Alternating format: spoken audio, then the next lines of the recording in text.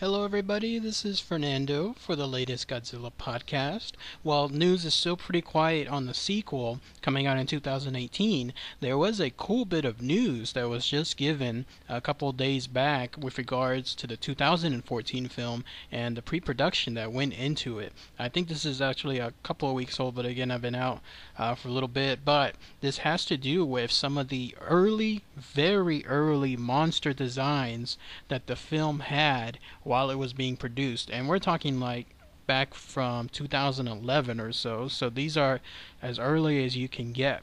And what I've done is I've gotten those pictures on the early concept designs and I posted on my Facebook page. So when you have a chance, check them out. Basically, it's like this. The earliest production of the film had two ideas. Like Gareth Edwards wanted two types of monsters, and so he had a concept artist by the guy of John Nizzi, and he told him pretty much to do two things. One is create a monster that had many limbs, and then two, create a monster that had wings. And so he produced very original pieces of work when it came to these monsters. They look great, and he even named them those monsters. There's one monster that's called Rockmutul, who is basically like an ankylosaurus, like the older, more well-known dinosaur-like monster, except it has multiple limbs rather than the usual four.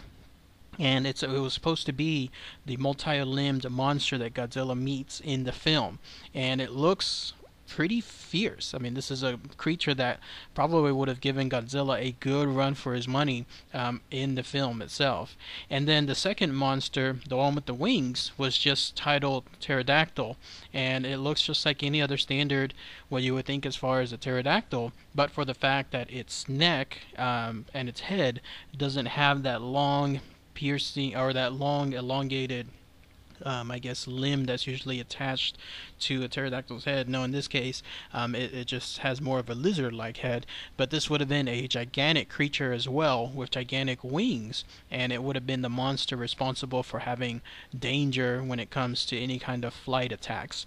But these were the earliest, apparently the earliest creations, the earliest original monsters during the pre-production of the Godzilla 2014 film, before Gareth Edwards decided to, I guess, make them into one.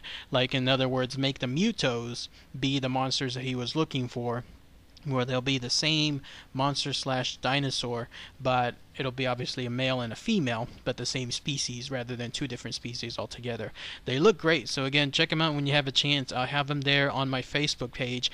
Also, interesting bit of note, on the earlier designs of Godzilla, Godzilla was far more dinosaur-like. In fact, it mimicked the John de Bont early 1990s film that was going to be made that was pretty much, I guess, an almost urban legend status now. And it shows Godzilla looking far more like a T-Rex. The head is still definitely Godzilla, but the body is far more like a T-Rex. In fact, there's a picture of him charging that dinosaur, the one with the multiple limbs, and in it, he's charging exactly like a T-Rex would. So it would have been a great scene. It would have been fascinating to see Godzilla more like a T-Rex in that part because of the way that he can charge forward. But otherwise, good stuff. So kudos to Godzilla-movies.com for posting this great link and this great set of info. I'll include a link for it below if you wanted to check out as well. So, all right, everybody. Thanks again as always. Take care.